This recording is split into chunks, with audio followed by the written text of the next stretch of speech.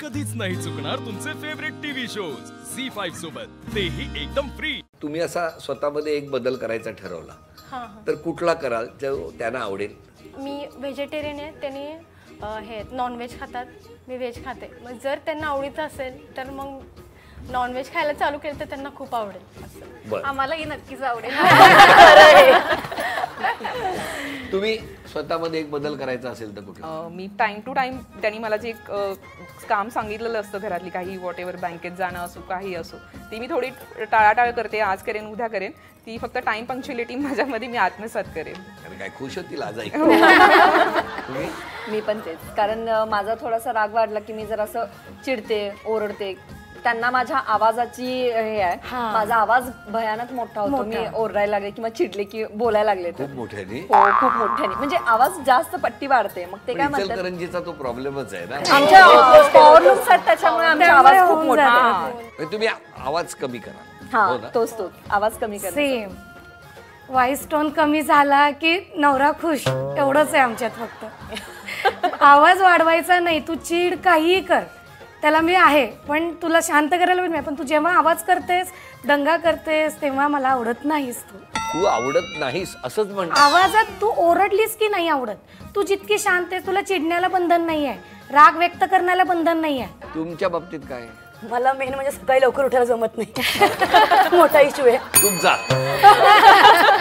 मिस्टरांना ते अजिबात आवडत नाही, त्यांचं नेहमी असतं की लवकर उठ, पण मी काही लवकर उठायला मला जमत नाही। सासूबाईंना पण तेच, लवकर उठ जा, लवकर आवरून होतं, पण मला लेट जरा वयामुळे नाही शक्य होत।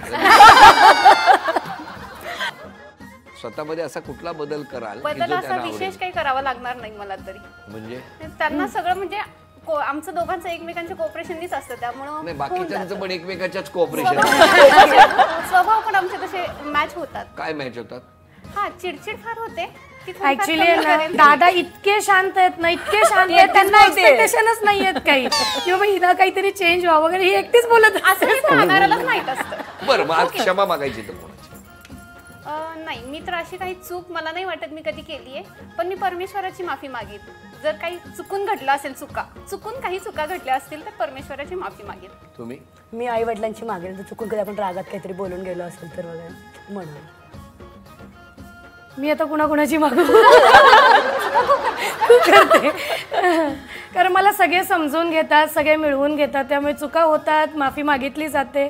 असे बरेच आहेत, जसे मैत्रिणी आहेत, घरातले आहेत, सगळ्यांचीच माफी मागेल की जाणून बुजून असू दे किंवा न कळत असू दे, ज्या काही चुका असतील त्या पदरी माझ्या आजपर्यंत तुम्ही घातला, इथून पुढेही घालत राहा। मी जर क्षमा मागायची असेल तर ऑफकोर्स माझ्या मम्मी पप्पांशी मागेल। मम्मी पप्पांची? हो। का हो? त्यांना माझ्यापासून खूप हे होते, एक्सेप्टेशन होते की बाबा मी अजून हे करेल, मी आता करायला लागले, चालू आहे माझी प्रोसेस, बघूया। मी माझ्याकडून कधी कोणाला काही बोललं गेलं असेल, काही असेल, माझ्या जवळचे जे नातेवाईक कोणी असतील त्यांच्या सगळ्यांची मी माफी मागते जर काही माझ्याकडून बोलणं गेलं असेल तर। मी दोन्हीकडे, सासर आणि माहेर। माहेरी तर पहिल्यांदा, कारण न सांगता मी पटकन पळून येऊन लग्न केलंय, मी त्यासाठी घरातल्या सगळ्यांची अगदी मनापासून माफी मागते। तो माझा जो पॅच होता तो निघून गेलाय, आता जे आनंदाचं वातावरण आहे ते असंच राहू दे। झी5 ॲप डाउनलोड करा आणि पहा सर्व एपिसोड्स एकदम फ्री।